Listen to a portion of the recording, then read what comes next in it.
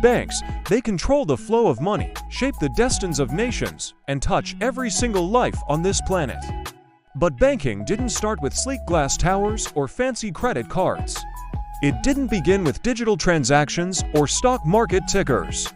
No, the story of banking began thousands of years ago, in a place you might not expect, inside ancient temples. Let's rewind the clock to around 3000 BCE, to the cradle of civilization, Mesopotamia. This is where we find the earliest seeds of banking.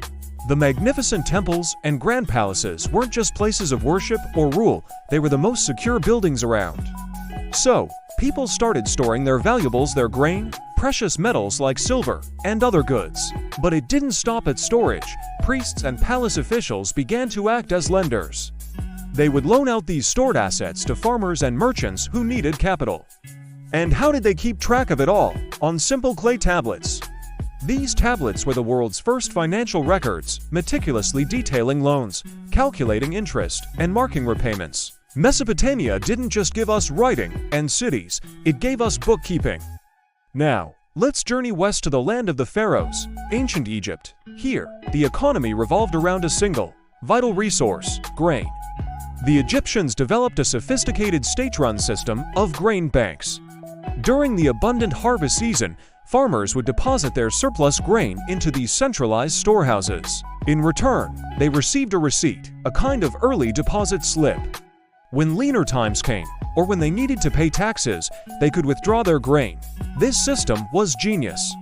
It not only provided food security for the entire population, but also allowed the state to manage the economy, collect taxes efficiently, and fund massive projects like building the pyramids. Next, we sail across the Mediterranean to ancient Greece, a bustling hub of philosophy, democracy, and commerce. The Greeks took banking out of the temples and onto the streets. Private entrepreneurs, known as trapezitoi, set up tables in the agora, the central marketplace. Their name literally means table keepers. These early bankers were money changers, helping merchants from different city-states exchange their diverse currencies. But their services quickly expanded. They began accepting deposits for safekeeping, offering loans to fund trading voyages, and even facilitating money transfers between cities. By creating a trusted financial network, the Greek trapezitoi fueled the explosion of trade across the Mediterranean world. From Greece, we move to the mighty Roman Empire, which didn't just conquer lands, it organized them. The Romans were masters of systemization, and they applied this skill to banking, professionalizing it on an unprecedented scale. They established larger, more complex banking houses called argentarii. Roman bankers introduced innovations that sound remarkably modern. They used early forms of checks, known as prescriptions, and created systems for transferring funds between accounts without physically moving coins. This made commerce across their vast empire faster and safer. Roman banks financed everything from small businesses and agricultural estates to massive public works projects and even the logistical needs of their powerful military legions. The collapse of the Roman Empire led to a decline in this sophisticated banking system in Europe, but the knowledge wasn't entirely lost.